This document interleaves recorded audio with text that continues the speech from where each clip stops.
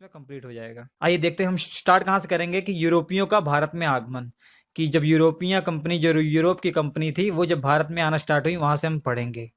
सबसे पहले जो कंपनी आई थी वो पुर्तगाल की कंपनी थी, पुर्तगाली आए थे सबसे पहले, उसके बाद डच आए थे, फिर अंग्रेज आए थे। सबसे पहले यहाँ पे वो कंफ्यूजन होता है स्टूडेंट्स को, कई स्टूडेंट्स का मानना होता है अंग्रेज आए थे, कई स्टूडेंट्स कहते हैं डच आए थे। तो याद रखिए सबसे पहले डच आए थे। मैं आपको इसकी पूरी डिटेल ही बताऊंगा, क्योंकि किताबों में कई लिखा होता है 1602 यहाँ लिखा होता है और यहाँ पे 1600 लिखा होता है, तो स्टूडेंट सोच लेते हैं कि अंग्रेज पहले आए थे। अच्छा, ऐसा बिल्कुल नहीं है। 1600 में तो अंग्रेज की कंपनी को, जो अंग्रेज ईस्ट इंडिया कंपनी थी, ब्रिटिश ईस्ट इंडिया कंपनी थी, इसको परमिशन मिली थी। ये जो कंपनी चार्टेड हुई थी कि ईस्ट साइड में आप व्यापार कर सकते हैं, तो 1600 में इसकी स्थापना हुई थी कंपनी की। वैसे 1602 में हुई थी, मगर अंग्रेज जो पहले आए थे मैं एक्सप्लेन करूंगा कि डच के बाद अंग्रेज आए थे। और ये 1602 जो है ये भी इनकी कंपनी का जो स्थापना वो ईयर है वो है। ये उस अंग्रेज के बाद आया था डैनिश आया था, ये बिल्कुल बहुत ज़्यादा इंपॉर्टेंट नहीं है डैनिश के बारे में। और इसके बाद आए थे फ्रांसीसी। फ्रांसीसी जो हैं सबसे लास्ट में आए थे, लगभग सबसे पहले ये चले जाएंगे। ये मैं एक्सप्लेन करूंगा आपको कि थोड़ा बहुत जो रहता है वो एक्सप्लेन बाद में करूंगा मैं, जब इसके बारे में डिटेल में पढ़ूंगा। अब देखिए पुर्तगाली जो हैं आप कह सकते हैं कि सबसे पहले आए थे और सबसे लास्ट में जाएंगे। दीव दमन और जो गोवा में है 1961 में गए थे ये, मैं भी ये भी एक्सप्लेन करूंगा, ठीक है। तो ये हमें 5 चीज यूरोप के बारे में, कंट्रीज के बारे में पढ़ना है जो भारत में आई थी। तो इनका सीरियल आप पहले याद कर लीजिए। पुर्तगाली पहले आए थे, डच पहले आए थे, उसके बाद आए थे अंग्रेज, उसके बाद आए थे डैनिश, फिर फ्रांसीसी आए थे। देखिए सबसे पहले पुर्तगाली जो आए थे, पुर्तगाली, ये पुर्तगाल आप मैप में देख सकते हैं रेड कलर का। ये वर्ल्ड मैप आपका ये कोने में है, वर्ल्ड मैप में भी देख सकते हैं। तो ये वाला एरिया है जो यूरोप कंट्री हैं उनमें से एक जो कोने में है ये पुर्तगाल है। स्पेन के बगल में ये है स्पेन। तो पुर्तगाली यहाँ से, ये पुर्तगाल है, तो यहाँ से आए थे ये। देखिए अगर वर्ल्ड मैप में देखें तो ये पुर्तगाल है, ये देख सकते हैं आप, ये पुर्तगाल है। ये वाला छोटा सा एरिया क्या है, पुर्तगाल। आप देख सकते हैं ये पानी का जो रास्ता है ये यहाँ से भारत आए थे, ठीक है। मैं आपको बताऊंगा कि कहाँ कहाँ रुके थे, कैसे कैसे आए थे, वो अभी बाद में बताऊंगा। पहले ये देखिए पुर्तगाली आए थे। ये क्यों आए, क्योंकि उस टाइम क्या था, ये आप देख सकते हैं इटली है। उस टाइम यूरोप में जो था इटली का व्यापार पूरे यूरोप में फैला हुआ था, लगभग पूरे यूरोप में इटली का व्यापार फैला हुआ था। और कोई भी कंट्री जो है ट्रेडिंग नहीं कर पा रही थी, कोई व्यापार नहीं कर पा रही थी। अगर वो यूरोप को छोड़कर इस साइड जाएं तो इस साइड भी पॉसिबल नहीं था, इस साइड, क्योंकि तुर्की फैले हुए थे और जो मिस्र था वो फैले हुए थे, जिसे आप इजिप्ट कहते हैं। इजिप्ट और जो तुर्की थे वो फैले हुए थे, तो इनको प्रॉब्लम हो रही थी। तो उसके बाद क्या हो रही थी कि जैसा कि हम जानते हैं आविष्कार की जननी है। तो यहाँ के लोगों में ये टैलेंट था कि यूरोप के लोगों में ये टैलेंट था कि समुद्री रास्ते खोजने में बहुत माहिर थे। उनमें से जो पुर्तगाली लोग थे वो बहुत ही ज़्यादा माहिर थे, क्योंकि वहाँ पे उस टाइम क्या हो रहा था कि दिशा सूचक की खोज हो चुकी थी, दिशा सूचक की खोज उस समय हो चुकी थी। तो इन्होंने एक्सपेरिमेंट करना शुरू कर दिया, तो उसका यूज़ करना शुरू कर दिया कि हम नई नई जगह खोजेंगे, पानी के उस पार इधर उधर खोजेंगे। तो ये बहुत उस टाइम वो थे। ज़्यादा पीछे ना जाते हुए मैं आपको बताता हूँ कि 1488 में लगभग एक बार्टोलोम्यू डियास नाम का एक पुर्तगाली था, जो कि पुर्तगाल से चलकर आया। उसने जो अफ्रीका जो महाद्वीप है, अफ्रीका महाद्वीप, अफ्रीका में एक जगह का उसने वो खोज की थी जिसको नाम दिया गया केप ऑफ गुड होप। ये बहुत इंपॉर्टेंट जगह है, ये केप ऑफ गुड होप। नाम से ही पता लग रहा है कि मतलब यहाँ से कि कोई और जगह ढूंढने की होप अच्छी है, तो इसका नाम रखा गया क्या, केप ऑफ गुड होप। तो जो ये रेड कलर का निशान है इस रास्ते से वो आया था, केप ऑफ गुड होप उसने रखा। तो ये वापस जाने का भी रास्ता है, एक वापस जाने का, एक आने का रास्ता है। तो ये 1488 में बार्टोलोमियो डियास ने क्या किया था, केप ऑफ गुड होप की खोज की थी, जो कि अफ्रीका में है। अब ये देखिए सबसे पहले ये जान लीजिए कि पुर्तगाल की जो राजधानी है लिस्बन है, ठीक है। ये भी क्वेश्चन आ जाता है। और पुर्तगाल की जो करेंसी है ये यूरो है। तो पुर्तगाल के बारे में हम पढ़ रहे हैं ना। तो ये है 1488 के बाद 4 साल के बाद क्या हुआ, 1492 में एक इटली का वो पर्सन था जिसका नाम था कोलंबस, आप जानते हैं। तो स्पेन वालों ने क्या किया कि कोलंबस पे पैसे लगाए। कोलंबस जानिए इटली का था, और स्पेन देश ने क्या किया, कोलंबस पर पैसे लगाए, क्योंकि कोलंबस उस समय जो खोज करने में माहिर था, मतलब नई नई जगह की खोज करने में बहुत माहिर था। स्पेन वालों ने पूरा पैसा लगाया कि आप नई जगह खोज के लाइए। तो कोलंबस ने कहा ठीक है चल देते हैं। मैं ये डिटेल में आगे बताऊंगा, मैं वैसे आपको ओवरव्यू बता रहा हूँ कि स्पेन वालों ने कहा भैया जाओ खोज के लाओ जगह। उन्होंने बता दिया था कि उन्होंने सुना था कि एशिया महाद्वीप में बहुत सारी ऐसी जगह है जहाँ पे एक देश है भारत, भारत के नाम सुना था उन्होंने कि वो सोने की चिड़िया है। वहाँ पे जो तुर्की थे वो आक्रमण कर रहे थे, दिल्ली सल्तनत तो ऐसी हुई ना, तो तुर्की थे वो सब सामान चीजें लूट उट के ले जा रहे थे ये वो, तो उन्होंने सुना था कि वहां पे अच्छा व्यापार हो सकता है। तो फिर कोलंबस निकल दिया 1492 में भारत की खोज में, एशिया की खोज में। वो गलती से भारत की खोज की करने की बजाय ये अमेरिका में पहुंच गया, तो इसलिए कहा था 1492 में कोलंबस ने किसकी खोज किया, अमेरिका की। अमेरिका की खोज किसने की है, कोलंबस में। एक क्वेश्चन ये है कि पूछा जाता है अमेरिका खोज करने वाला कौन है, कोलंबस। ये गलती से की थी उसने, वो खोज करने गया था इंडिया की, मगर उसने खोज कर दी किसकी, अमेरिका की। उसके बाद देखिए वास्को डिगामा नाम का एक व्यक्ति था जो पुर्तगाली था, वो खोज करने आया एशिया महाद्वीप की, मतलब व्यापार के सिलसिले में। तो वो आया, तो देखिए इस रास्ते से आया था, इस रास्ते से आया। सबसे पहले उसको तो वहां तक का रास्ता पता था, सभी पुर्तगालियों को केप ऑफ गुड होप का रास्ता पता था, क्योंकि ये 1488 में इसकी खोज हो चुकी थी, तो इनका रास्ता यहाँ से पता था। अब जब यहाँ पहुंचा, ये केप ऑफ गुड होप पहुंचा, तो इसको यहाँ एक गुजराती मिला, इसको यहाँ एक गुजराती मिला जिसका नाम था इबन मजीद। इबन मजीद, ये इंपॉर्टेंट नहीं है, बस आप कहानी सुन के ये भूल जाइए। उसके बाद ये नाम इसका नहीं पूछा जाता। इसको गुजराती मिला इबन मजीद, जो इसको ले गया कहाँ पे, भारत में ले गया। हम जानते हैं ये कालीकट पे आया था, आगे मैं डिटेल में बताऊंगा, सबसे पहले वैसे बताता हूँ, ठीक है। कालीकट में आया, फिर उसके बाद ये मसाले वसाले लेके, काली मिर्च मिर्च लेके, जड़ी बूटियां लेके, फिर इस रास्ते से वापस आया था, इस रास्ते से वापस आया था, ठीक है। तो भारत की खोज किसने की थी, वास्को डिगामा ने की थी। कब की थी, 1498 में। आइए डिटेल में पढ़ते हैं। तो सबसे पहले हम जानते हैं कौन आए थे, पुर्तगाली आए थे। सबसे पहले ये क्वेश्चन पूछा था 1492 में कोलंबस इंडिया की खोज करता हुआ कहाँ पहुंच गया, अमेरिका पहुंच गया। तो अमेरिका खोज किसने की, 1492 में कोलंबस ने की है। उसके बाद देखिए व्यापारी खोज में पुर्तगाली सबसे आगे थे, व्यापारी खोज में पुर्तगाली क्या थे, सबसे आगे थे। और 1498 में वास्को डिगामा ने भारत की खोज की, वह केप ऑफ गुड होप के रास्ते से भारत गया था। हमने बताया ना आपको, केप ऑफ गुड होप पे गया, वहां पे इबन मजीद इसको गुजराती मिला, वो इसको भारत पे ले गया। और आपको हमने बता दिया 1488 में केप ऑफ गुड होप की खोज किसने की थी, बार्टोलोमियो ने की थी। ये हमने आपको मैप दिखाई दिया कि बार्टोलोमियो ने की थी।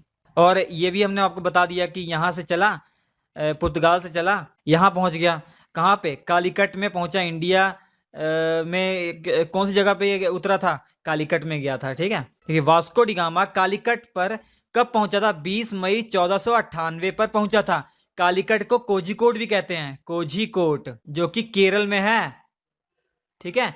तो कालीकट में उतरा, कोझिकोड में उतरा, या केरल में उतरा, केरल पे ये उतरा, मतलब उतरा क्या, पानी वाली जहाज से गया था। उसका देखिए वहां का एक राजा था, लोकल राजा जमोरियन ने उसका बहुत ही अच्छे से स्वागत किया, बहुत ही ट्रेडिशनल तरीके से स्वागत किया, अपने तरीके से स्वागत किया। उसमें देखिए जेमोरिन का नाम जेमोरिन नहीं था, जेमोरिन का नाम जो पुर्तगाली वहां आए थे ना, जिन्होंने लिखा अपनी किताब में, उन्होंने उसका नाम जेमोरिन लिखा है, क्योंकि वो हिंदू राजा था, उसका नाम ये पढ़ नहीं पाते थे, उसका नाम ये प्रोनाउंस नहीं कर पाते थे। उसका नाम इंपॉर्टेंट नहीं है आपके लिए, समूथरी टाइप का था, समूथरी ऐसा कुछ कहते हैं, समूथरी, ठीक है। तो ये कहा जाता है समुद्री, मगर जेमोरिन जेमोरिन ये बोलते थे उसको, तो नाम उसका क्या रख दिया, जेमोरिन रख दिया। उसने बड़े ही ट्रेडिशनल तरीके से स्वागत किया।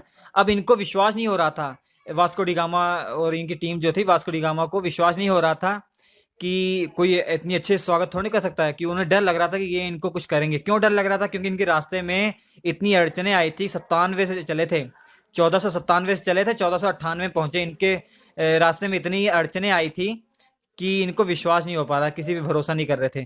तो जो जेमोरियन थे, इनको इनका स्वागत किया। इसके बाद इनको ले गए मूर्ति, अपने मंदिर पे ले गए, जहाँ पे एक देवी की मूर्ति थी। तो वास्को डिगामा को गलतफहमी हो गई कि ये जो मूर्ति है ईसा मसीह की माता की मूर्ति है शायद, तो उनको विश्वास हो गया, गलती से ही सही, मगर विश्वास हो गया कि हाँ ये हमारे ही लोग हैं, ये भी ईसाई हैं, क्योंकि भाषा समझ पाते नहीं थे। देखिए ये जेमोरियन की फोटो है, ये जो बैठा हुआ जेमोरियन है, ये जेमोरियन वहां उस समय कैमरे तो बने नहीं थे, कैसे बन गई ये फोटो तब। जो पुर्तगाली थे उनमें कोई आर्टिस्ट भी तो होगा, उन्होंने पेंटिंग वेंटिंग बनाई, तो इस तरीके से ये पता लग गया कि हाँ ये जेमोरियन था। तो देखिए ये बहुत ही ट्रेडिशनल तरीके से स्वागत किया था ये देखिए इनकी टीम है, ये वो है, और ये ज़ेमोरियन राजा ने बहुत ही अच्छे स्वागत किया था। अब देखिए वो वास्को डी गामा पहुंच गया। वास्को डी गामा वहां आया तो क्या किया उसने सबसे पहले उसने क्या किया, वहां से मसाले और काली मिर्च और बहुत सारी जड़ी बूटियां, ऐसा कहा जाता है कि मसाले वसालों मतलब उठा के ले गया था वो, ठीक है। ले गया और उसने उसका व्यापार किया, उसको 60 गुना मुनाफा हुआ। कि मतलब अगर 100 रुपए का यहाँ सामान ले गया ना, तो 6,000 का उसने बेचा, तो मतलब 60 गुना लाभ हो रहा था, तो बहुत लाभ हो रहा था। तो को हड़कंप मच गया, मतलब उसने हर जगह एक्साइटेड हो गया, हर जगह बताने लग गया अपने दोस्तों को कि भाई यहाँ एक देश है भारत नाम का, इंडिया नाम का, मतलब अपनी भाषा में कुछ भी कहा होगा, मैं आपको समझा रहा हूँ, इंडिया नाम का देश है, तो वहाँ पे खतरनाक है यार, वहाँ पे तो अच्छी अच्छी फायदा हो जाएगा हमारा, कम टाइम में अमीर हो जाएंगे हम। तो सबसे पहले उसने किसको बताया था, पेड्रो अल वर्स कब्राल नाम का एक व्यक्ति था जिसने ब्राजील की खोज की थी, वो पुर्तगाली था। अगर मैं यहाँ लिख दूं, पेड्रो अल वर्स कब्राल, तो पेड्रो अल वर्स कब्राल जो है ये पुर्तगाली थे, इन्होंने ब्राजील की खोज इसने की थी। तो ऐसे मतलब मैं बताया ना मैंने आपको कि जो पुर्तगाली थे ये खोज करने में माहिर थे इधर उधर की, तो इन्होंने ब्राजील की खोज की थी, इसने इसको बताया अच्छा ये है। तो फिर पुर्तगाली सरकार को ऐसे पता लगा, तो उन्होंने क्या किया उसके बाद, तो कोचीन में उन्होंने फैक्ट्री डाल दी। तो पुर्तगालियों ने कोचीन में अपनी पहली फैक्ट्री डाली थी। बहुत इंपॉर्टेंट क्वेश्चन है, पुर्तगालियों ने सबसे पहली फैक्ट्री कहाँ डाली थी, अपनी कोचीन में डाली थी। देखिए आप मैप देख सकते हैं, ये कालीकट है, यहाँ पे वो आया था, और उसके नीचे यहाँ पे ये कोचीन है, ठीक है। ऐसा कहा जाता है कि 1500 ईस्वी में डाली थी, 1500, कहीं कहीं आपको 1502 मिल जाएगा, कई इतिहासकार ऐसे बोलते हैं, तो इसके लिए कंफ्यूज नहीं है, कोई पूछता नहीं डेट, 1500 है या 1502, ज्यादातर जो आपको मिलेगा 1500 मिलेगा। वो कोचीन में इन्होंने 1500 में लगभग अपनी पहली फैक्ट्री डाली थी। और वास्को डिगामा अपने जीवन में 3 बार भारत आया था। जब लास्ट बार भारत आया था, इसको गवर्नर बना दिया था पुर्तगालियों ने। उसका देखिए पुर्तगालियों की फैक्ट्री लग गई, तो पुर्तगालियों ने क्या किया, यहाँ पे अपना फैला दिया पूरा। उसके बाद 5 साल के बाद किया गया, फैक्ट्री बनने के 4-5 साल बाद क्या किया, उन्होंने अपना गवर्नर एक स्थापित कर दिया। तो पहले क्या होता था, गवर्नर बनाते थे। तो किसको 1505 में गवर्नर बनाया, बहुत इंपॉर्टेंट है, फ्रांसिस्को द अल्मेडा को। फ्रांसिस्को द अल्मेडा को क्या किया इन्होंने, गवर्नर बना दिया। तो भैया ये गवर्नर बन गया था, तो इसने क्या किया, ये तट जो हमारा ये आप देख रहे हैं, ये पश्चिमी घाट है ना, ये भारत का पश्चिमी घाट है, तो पश्चिमी घाट पे ये कब्जा शुरू कर दिया इन्होंने। ऊपर जाते रहे, ऊपर जाते रहे। भैया ऊपर जाएंगे तो पहले से भी किसी का राज है ना, तो उनको दुख तो होगा, उनको गुस्सा तो लगेगा। तो इसके बाद क्या हुआ, 1505 के बाद 3 साल के बाद या 4 साल के बाद 1508 में, तो जैसे जैसे ये ऊपर जा रहे थे, तो जो वहाँ के लोकल राजा थे उनको वो अच्छा नहीं लग रहा था। तब उस टाइम जो गुजरात का एक लोकल राजा था, महमूद बेगारा जिसका नाम था, और वहाँ पे आपको बताया कि तुर्की और जो मिस्र के, इजिप्ट के लोग हैं, वो भी तो व्यापार कर रहे हैं, तो उनको भी अच्छा नहीं लगेगा। तो इन्होंने एक वो बनाया, गुट बनाया कि जो महमूद बेगारा और जो तुर्की का सुल्तान वहाँ पे था और इजिप्ट के जो सुल्तान थे, उन्होंने एक गुट बनाया और हमला कर दिया। 1508 में लड़ाई कर दी, किसके साथ, इनके साथ, पुर्तगालियों के साथ। उस लड़ाई को चोल का युद्ध कहा जाता है, battle of Chola, battle of Chola का युद्ध कहा जाता है, जिसमें क्या थे, महमूद बेगारा जो गुजरात का वो था, और तुर्की का सुल्तान और इजिप्ट मतलब मिस्र का सुल्तान था, वो एक तरफ थे। और दूसरी तरफ कौन था, फ्रांसिस्को द अल्मेडा, जो कि गवर्नर, पहला गवर्नर वो था पुर्तगालियों का।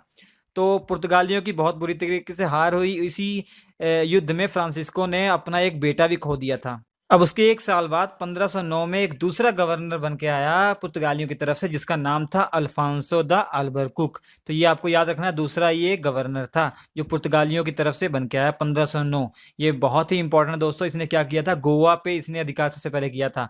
1510 में क्या हुआ था, एक बीजापुर का था वो नवाब था, एक उसका नाम था यूसुफ आदिल शाह। बीजापुर का राजा कौन था, यूसुफ आदिल शाह। इसको इसने हरा कर गोवा इसे जीत लिया था 1510 में। 1510 में इस अल्फांसो द अल्बरकुक जो पुर्तगाली का दूसरा गवर्नर था, इसने किसको हराया था, यूसुफ आदिल शाह को हराया था। और क्या जीता था, गोवा को जीत लिया था। गोवा को इसने 1510 में जीत लिया था, और ये 1961 तक इनका राज रहा इस पे। ये पुर्तगाली यहाँ पे 1961 तक, देश आजाद हो गया तो उसके बाद तक, फिर बाद में हटाया गया। अब पुर्तगाली देखिए, ये पुर्तगाली जो हैं ये बहुत फेमस इसलिए थे क्योंकि ये सबसे पहले प्रिंटिंग मशीन यही लाए थे भारत में। सबसे पहले प्रिंटिंग मशीन जो है भारत में यही लाए थे। तो प्रिंटिंग प्रेस कौन लेकर आया था? यही लेकर आए। एक और ख़राब चीज़ भी लेकर आए थे, तंबाकू भी ये लेकर आए थे। तो पुर्तगाली तंबाकू की शुरुआत भी इन्होंने करवाई थी। तंबाकू की शुरुआत किसने करवाई थी? इन्होंने करवाई थी। उसका देखिए ये जो मैप है, ये जहाँ पे आपको दिख रहा है ये सब, ये जो जगह है ये इनकी फैक्ट्रियाँ थी। यहाँ पे पूरा इनका राज हो गया था। किनका? पुर्तगालियों का। हमने आपको बताया सबसे पहले वो कैलिकट में आए थे, कैलिकट में आया था और सबसे पहले उसने क्या किया था? कोचीन में अपनी फैक्ट्री डाली थी। ठीक है, मैंने बताया ना आपको 1502 मिल जाएगा, कहीं 1500 मिल जाएगा। तो यहाँ पे फैक्ट्री डाली थी। उसे धीरे धीरे फैलाते रहे, ये पूरा फैला दिया। ये देखिए ये पूरा यहाँ पे भी फैला दिया और इधर भी फैला दिया, आप देख पा रहे हैं। तो ये पूरा ये जो हमारा ईस्ट वाला साइड है, यहाँ तक इन्होंने फैला दिया था। जहाँ पे देख रहे हैं आप, अभी बांग्लादेश है, ये सब यहाँ तक फैला दिया था इन्होंने अपना। एक चीज ये देखिए कि जो गोवा जीता था इन्होंने, ये जो गोवा जीता था इन्होंने उनसे, यूसुफ आदिल शाह से, तो ये बहुत इंपॉर्टेंट इनके लिए था। क्योंकि आप देख सकते हैं कि जो हमारा पश्चिमी घाट है, पश्चिमी घाट में ये केंद्र है बीच में। तो यहाँ पर ये रह कर ना, ये चारों बगल, इस साइड भी वो कर सकते थे, इस साइड भी वो देख रेख कर सकते थे। तो यहाँ से पूरा संचालित कर सकते थे। इसलिए ये बहुत इंपॉर्टेंट था पुर्तगालियों के लिए। तो ये पूरा पश्चिमी घाट में इन्होंने पूरा कब्जा कर लिया था। तो कोई भी इधर उधर आए जाए, मतलब कोई भी समुद्री रास्ते से इधर उधर क्रॉस करे, तो ये उनसे टैक्स भी लेते थे, उनसे कर भी लेते थे ये। ठीक है, अब देखिए ध्यान से सुनिएगा। 1498 में ये आया था वास्को डी गामा। उस समय सोचिए कौन सा टाइम चल रहा था? उस समय भारत पर दिल्ली सल्तनत चल रही थी। क्योंकि 1526 में बाबर आया था ना, तो 1526 से मुगल हुआ, तो उसमें मुगल नहीं था। तो उस टाइम क्या था? दिल्ली सल्तनत चल रही थी। और दिल्ली सल्तनत का जो आखिरी वंश था, लोधी वंश, वो चल रहा था। याद रखिएगा, ये जो पहले पढ़ चुके हैं आप ना, उसको आप मिलाते जाइएगा, तब अच्छा लगेगा, तब मजा आएगा आपको पढ़ने में। तो अब ये याद रखिए, ये चल रहा था। उसके बाद देखिए धीरे धीरे टाइम बीतता गया। 1550 साल हो गए, मतलब 1550 से ऊपर जब हो गए, तो इनका लगभग देख सकते हैं ये पूरा ये हो गया होगा लगभग, ये पश्चिमी घाट में। तब ये जब मुगल भी आते थे ना इधर से, तो मुगलों से भी पैसा लिया जाता था, मुगल से भी पैसा लिया जाता था ये। तो ये सबसे पैसे लेते थे ये। अब देखिए उसके बाद आए डच। अब डच जो है वो नीदरलैंड के निवासी थे। ठीक है, याद रखिए नीदरलैंड के निवासी थे। ये आपके लिए दूसरी जो लाइन है ये इंपॉर्टेंट नहीं है। कार्नेलिस द हाउटमैन या हस्तमान भी कहीं लिखा होता है, हाउटमैन या हस्तमान, ये 1596 में आने वाला पहला डच नागरिक था। तो ये वैसे ही है, मैंने बता दिया आपको, ये इंपॉर्टेंट नहीं है। तो ये आने वाला 1596 में क्या था? पहला डच नागरिक था। अब 1602 में डच ईस्ट इंडिया कंपनी की स्थापना हुई। तो याद रखिए 1602 में, जबकि 1600 में हुई थी ब्रिटिश ईस्ट इंडिया कंपनी की स्थापना हुई थी। इसकी बाद में हुई है, मगर ये पहले आए थे। देखिए ये आ गए थे उस टाइम। और 1605 में इन्होंने क्या किया था? मसूलीपट्टनम में इन्होंने अपनी पहली फैक्ट्री भी खोल दी थी। मसूलीपट्टनम कहाँ है? मसूलीपट्टनम है जो कोरामंडल जो तट है उनमें एक है। देखिए यहाँ पे ये मसूलीपट्टनम है, ये है हमारा मसूलीपट्टनम।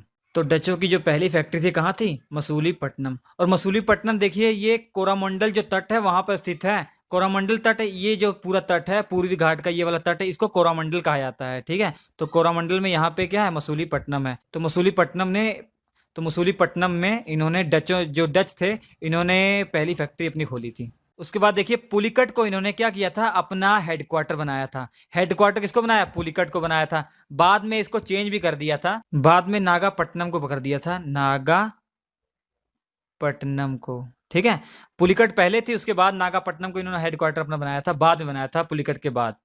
देखिए ये नागापट्टनम है, ये क्या है? नागापट्टनम। ठीक है, पहले तो पुलिकट था, उसके बाद फिर क्या हुआ? ये नागापट्टनम इन्होंने कर दिया। देखिए जैसे पुर्तगाली थे ना, पुर्तगाली मसाले वसाले का व्यापार करते थे, जड़ी बूटियों वाला का। मगर जो ये थे डच थे, ये इस तरीके से व्यापार नहीं करते थे। वो व्यापार करते थे किसका? सूती वस्त्र का व्यापार करते थे ज़्यादातर, कच्चा रेशम का व्यापार करते थे, अफीम, नमक, चावल और बहुत सारी ऐसी चीज़ें हैं उसका व्यापार करते थे। ठीक है, नीला शोरा, ये सब इसका व्यापार करते थे। ये उनका व्यापार नहीं करते थे जो वो करते थे मसालों वसालों का। और जो सूती वस्त्र है वो डचों के कारण बहुत फेमस हुआ है। भारत का जो सूती वस्त्र व्यापार था, ये सबसे ज्यादा डचों ने इसका प्रारंभ किया था। उसके बाद देखिए क्या हुआ होगा कि 1608 के बाद वो भी आ गए होंगे, अंग्रेज भी आ गए होंगे हैं। अंग्रेज भी आ गए उस टाइम, डच भी हैं और उस टाइम पुर्तगाली भी हैं। और एक ही जगह भारत में ही है, तो कुछ तो होगा, लड़ाई झगड़ा तो होगा ही ना। तो फिर क्या होता था कि जो डच ने कुछ जगह पर, जो पुर्तगाली कुछ जगह को रिप्लेस करते गए, मतलब जहाँ पे उनका था आधिपत्य वो अपना वहाँ पे फैलाते गए धीरे धीरे। और अंग्रेज भी आ गए तो संघर्ष होगा, तो अंग्रेजों के साथ इनकी लड़ाइयाँ भी होनी शुरू हो गई। तो उसके बाद में क्या हुआ, 1667 में एक डील हुई कि अंग्रेजों के साथ डील क्या हुई, अंग्रेजों और डचों की, ये बच्चों लिख रहे हैं डच हैं, ठीक है, डचों की डील हुई के बीच एक डील हुई कि आप इंडिया ले लो। डचों ने कहा कि आप इंडिया संभालो अंग्रेजों को, और हमें इंडोनेशिया दे दो, ठीक है। किसने कहा? डचों ने कहा हमें इंडोनेशिया दे दो, जो कि बगल में ही है। इंडोनेशिया दे दो, आप इंडिया संभालो।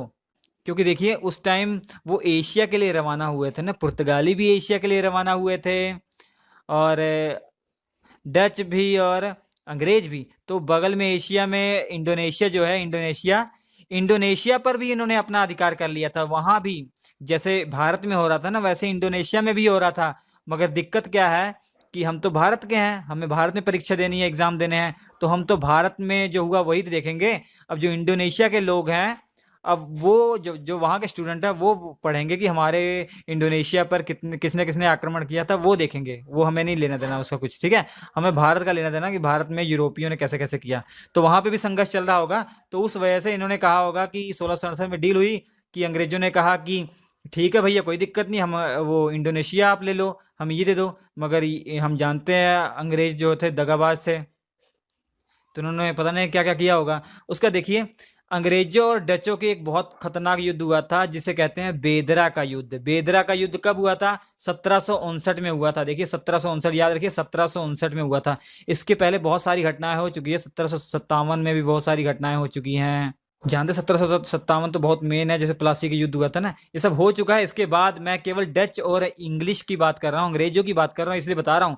अंग्रेजों को हम बहुत डिटेल में पढ़ेंगे, इसलिए मैं आपको पहले बता दे रहा हूँ कि जो डचों ने और अंग्रेजों के बीच क्या क्या हुआ था, वो पहले की जो बातें हैं 59 में, ये बता दे रहा हूँ, ठीक है। इसके पहले बहुत सारी घटनाएं हो चुकी हैं, अंग्रेज पावरफुल हो चुके हैं। तो 1759 में बेदरा के युद्ध में बेदार कर दिया अंग्रेजों ने, किसको? डचों को बेदार कर दिया, भगा दिया।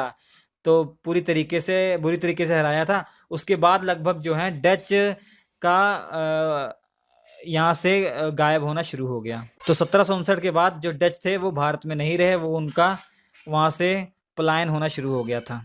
अब कब तक पलायन हुआ था ये आपको याद नहीं करना, ये आपको समझना नहीं है। बस 1759 में बेदरा का युद्ध हुआ था, उसके बाद पावर ओवर उनके पास छीन ली।